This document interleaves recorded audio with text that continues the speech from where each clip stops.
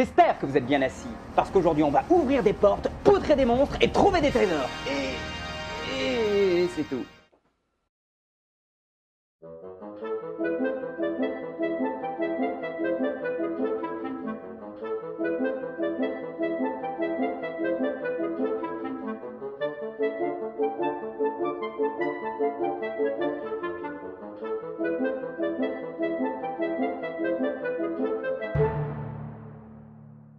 Si je vous dis Baal, Méphisto ou Bélial, à moins que vous ne soyez adhérent aux branches les plus reculées du satanisme, cela devrait vous évoquer un jeu vidéo en particulier, Diablo. Diablo est un jeu d'action et de rôle, autant dire une icône du genre, qui a connu dès sa sortie un succès immédiat. Il prend place dans un univers médiévalo-fantastique, dans un village du royaume de Kandouras appelé Tristram, au sein duquel se trouve un monastère qui fait office de prison pour un puissant démon, Diablo. Et votre rôle est, tout simplement, d'aller lui pouiller la tronche. Et à la fin, no spoiler, mais vous risquez de vous prendre la tête un peu quand même. Et la musique sur laquelle je vais me pencher aujourd'hui est celle de Tristram, et ce morceau est extrêmement intéressant à plus d'un titre. Le premier étant celui-ci, c'est putain de beau. C'est à Matt Wellman que l'on doit les musiques de Diablo. Et concernant celle-ci, commençons par dire qu'elle contient deux thèmes qui seront récurrents dans toutes les musiques du jeu. Celui-ci,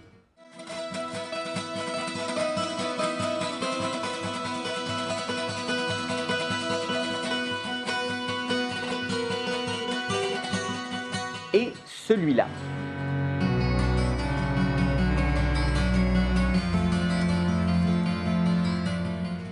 Soit dit en passant pour ce second thème, il commence en utilisant exactement les mêmes intervalles que le thème de LeChuck dans Monkey Island.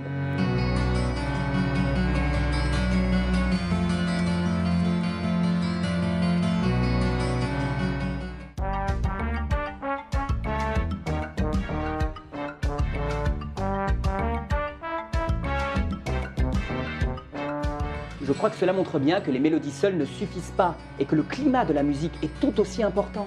Dans Diablo, ceux-ci seront fréquemment utilisés, en utilisant notamment des instruments qui évoquent l'Extrême-Orient. Écoutez plutôt.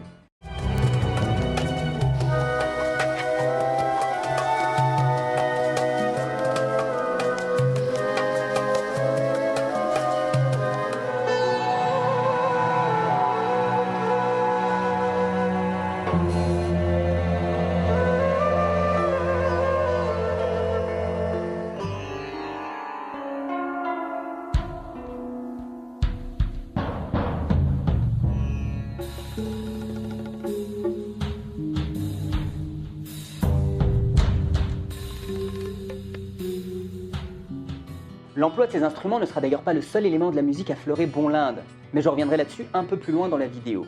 Avant d'arriver au jeu d'orchestration du reste de la BO, je tiens à rester sur Tristram, et il n'y a pas besoin d'aller particulièrement loin pour deviner l'instrument principal de cette composition. La guitare. Et c'est une de ces pièces qui témoigne d'un grand soin apporté à l'écriture. Matt Wellman est guitariste, et cela se sent très bien. Les positions des accords sont motivées par l'instrument, et le placement des doigts se fait très bien. On observe par exemple une constante utilisation des cordes à vide, qui permettent de jouer des accords velus et complexes avec plein de notes ajoutées dedans. Quand on parle de cordes à vide sur une guitare, il s'agit tout simplement de jouer une corde sans poser ses doigts sur aucune case. Traditionnellement, une guitare est accordée comme suit: Mi, La, Ré, Sol, Si, Mi. L'emploi de nombreuses cordes à vide engendre des facilités de placement. Parmi les moments les plus éloquents, on a celui-ci.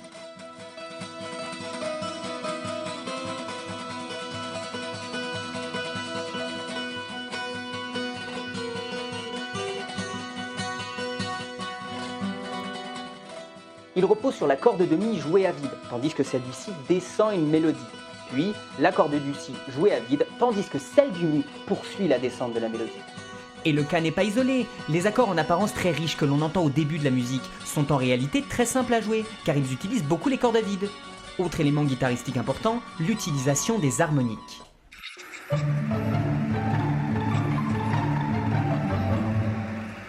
Qu'est-ce qu'une harmonique? Eh bien, il s'agit d'un élément constitutif de la vibration du son, une fréquence ajoutée à une note fondamentale. Par exemple, les premières harmoniques de Do sont Do une octave au-dessus, Sol, Do à nouveau, Mi, Sol, Si bémol, etc. Physiquement, il s'agit des nœuds obtenus dans la vibration d'un son, ou plus directement d'une corde.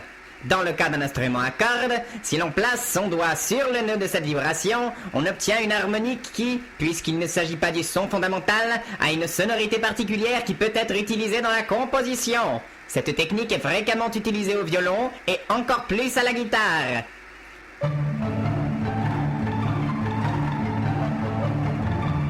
Il n'est donc pas étonnant d'en retrouver dans cette pièce, favorisant très vraisemblablement la guitare. Il y a d'ailleurs certaines tonalités qu'on va avoir tendance à favoriser sur une guitare.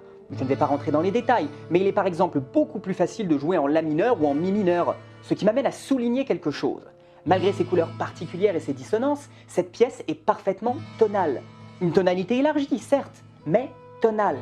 L'architecture de ce morceau est la suivante. Une première partie en La, une en Si, une à nouveau en La, Si de rechef, Mi et enfin Si. Tout cela étant, bien sûr, toujours mineur, parce qu'on parle de démons, faut pas déconner. Ça fait des tonalités très proches, c'est-à-dire avec peu d'altérations de dièse ou de bémol de différence, et avec des rapports très fonctionnels.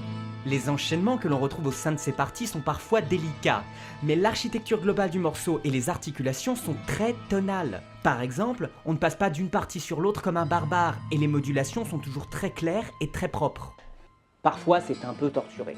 On observe par exemple ici l'emploi d'une dominante amenée par une broderie. Cette broderie fait qu'on passe de Fa majeur avec une septième majeure, le fameux Mi corde à vide, qui est le 6e degré de la tonalité de laquelle on vient, à Fa dièse majeur avec une septième mineure, toujours le Mi corde à vide, qui devient la dominante du ton dans lequel on va. Ça devient un peu technique, mais on s'accroche.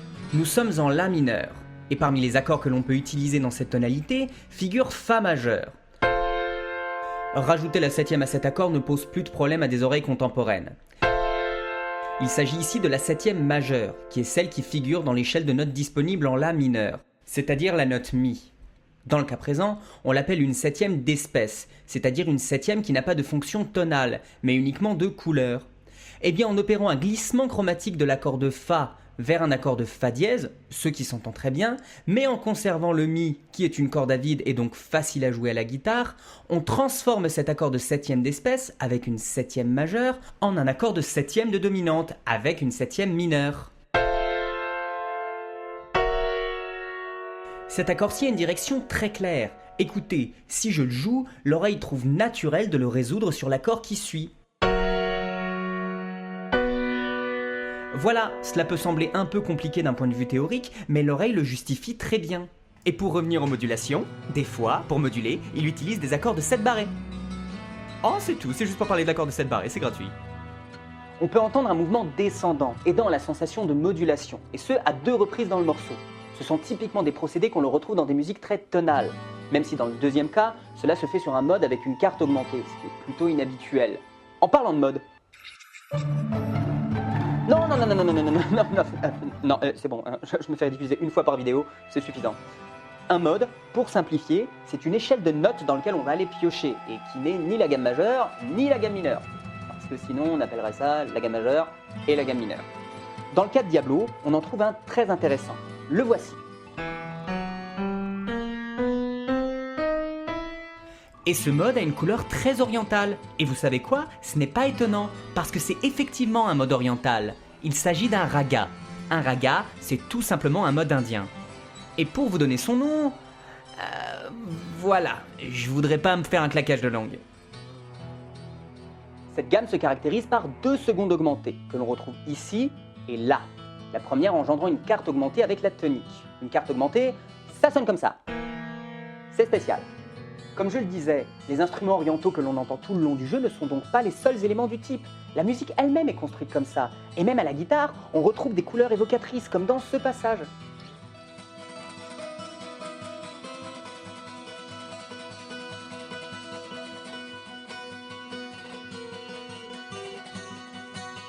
La gamme est descendue sur des quintes à vide, qui sonnent un peu arides, mais, surtout, ont une couleur qui évoque plus facilement l'Orient que nos accords pleins à nous. En somme, cette musique s'inspire aussi bien de notre musique tonale occidentale que de la musique orientale et ses codes. Elle est riche et dense, et montre la merveilleuse perméabilité possible entre les styles et les esthétiques. Il y aurait encore beaucoup à dire sur cette musique, qui, sous son apparent chaos, son désordre revendiqué, est en réalité pleine de sens et d'organisation. C'est un de ces bijoux de la musique de jeux vidéo qui méritent leur place iconique et qui, même avec la nouvelle direction prise par Blizzard avec des orchestres pour Diablo, reste, à mon avis, dans toutes les oreilles. Certaines musiques ont la vie dure.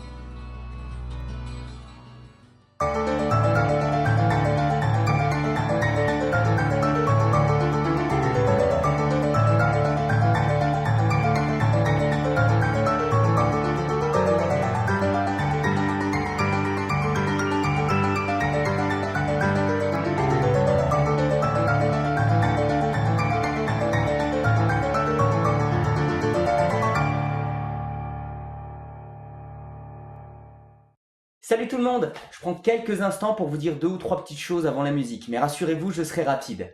Pour commencer, j'avais envie de vous parler d'un collectif que j'ai intégré très récemment. Il s'agit de la Vidéothèque d'Alexandrie. La Vidéothèque d'Alexandrie, c'est un collectif de vidéastes dont l'objectif est la promotion de la culture sous toutes ses formes. Et justement, il se trouve que 2 des membres de la Vidéothèque m'accompagnent dans la reprise qui va suivre. Il s'agit de Léo, de Dirty Biology, qui est une chaîne qui parle de biologie. Et c'est tout simplement brillant, c'est vraiment l'une de mes chaînes de vulgarisation scientifique favorites sur le net. Il y a aussi Dave Shake, qui a une chaîne qui s'appelle Histoire Brève, et qui parle tout simplement d'histoire. Enfin, dans cette reprise, il y a aussi Arthur Coriolan. Arthur Coriolan, c'est un artiste très talentueux que j'ai découvert grâce à YouBand. Et lui, il a une chaîne de musique dans laquelle il joue de la harpe et de toutes sortes d'instruments à cordes. J'ai donc eu la chance d'être accompagné par 3 personnes remarquables pour cette reprise, que je vous propose maintenant d'écouter. Place à la musique!